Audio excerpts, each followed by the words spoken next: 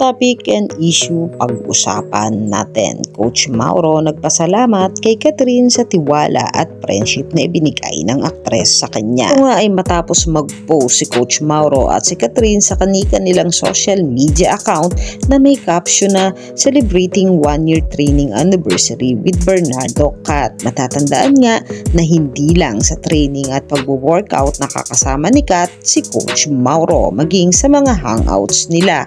Kasama pa ang ibang mga kaibigan nila na nito lang ay kasama din si Coach Mauro ni Cat sa Mati, Davao Oriental sakay ng isang yacht. Kasama din madalas ngayon ni Coach Mauro si Alden Richard sa mga morning run nila sa Makati na nito lang linggo ay kasama din nila ang aktor na si Paulo Abilino.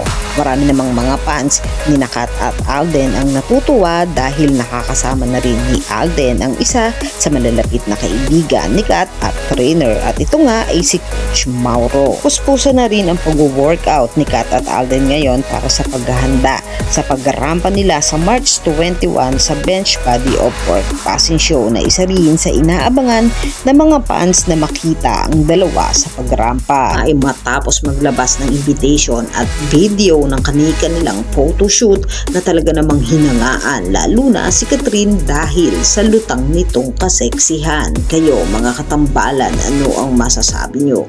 Mag-comment lang sa comment section at pag-usapan natin. Yan ang mga hot topic and issue dito lamang sa Tambalang JK.